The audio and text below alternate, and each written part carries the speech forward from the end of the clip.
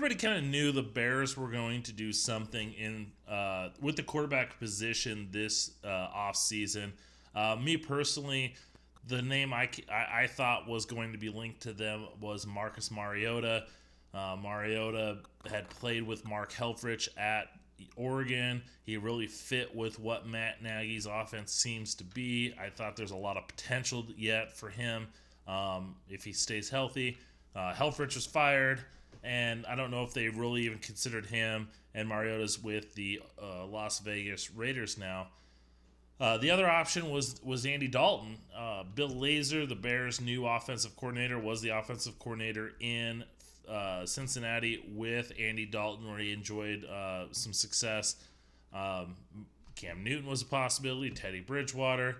And one name that was out there was what they ended up doing, and that was trading for Nick Foles. Now, I didn't really think this was going to happen just because I just felt that the Jaguars just couldn't trade his contract, and they didn't want to take that cap hit, and I just didn't see that happening, and it did. And the Bears ended up trading their compensatory fourth-round pick, which is pick 140, to Jacksonville for Nick Foles. Jacksonville's going to eat, like $18-19 million and dead cap money, and the Bears are going to be responsible for his last 3 years. However, the bright side on this, and this is the reason why I like this, I'm skeptical of Nick Foles. Because, yes, he won a Super Bowl with the Philadelphia Eagles. He had a playoff victory over the Bears with the Philadelphia Eagles. But he's never had any success outside of Philadelphia. You know, when he first got with the Eagles, he had played well, but then he got traded. Then he was with the St. Louis Rams, Los Angeles Rams. And then he went to Kansas City, never could really do much. Ended up going back to the Eagles, and that's when he had that success at the Super Bowl. Then he goes to Jacksonville, and he gets hurt, and even when he comes back, not the best success. And not a lot of people were really anticipating much this season. So that's why I was tempering my expectations, because he's shown he can't have he's shown he hasn't had success outside of Philadelphia.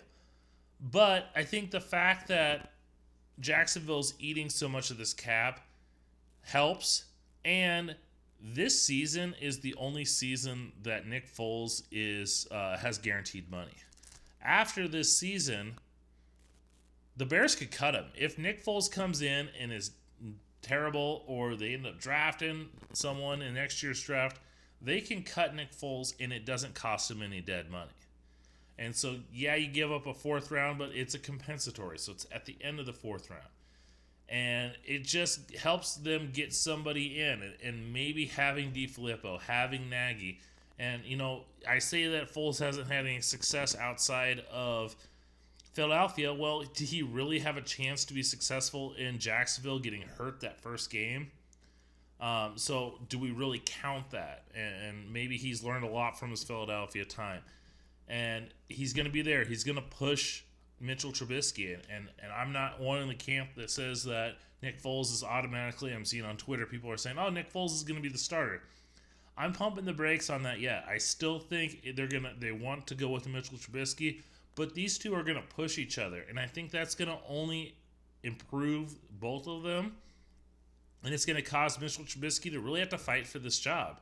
And I think if he's a competitor like we all, a lot of people want him to be, I think he's going to improve, and just kind of having the job. Sometimes people get, not that Mitchell Trubisky was not putting forth the effort, but sometimes you put in a little bit, you grind a little bit more, and you have that success. So Jacksonville, I think they're glad to get outside of Nick Foles. Does that mean they're in the quarterback market again, sitting at that 9th overall pick? Potentially, but now they could free themselves from Nick Foles' cap. Yeah, they're still taking the hit, but he's gone. Gardner Minshew's the presumed starter now.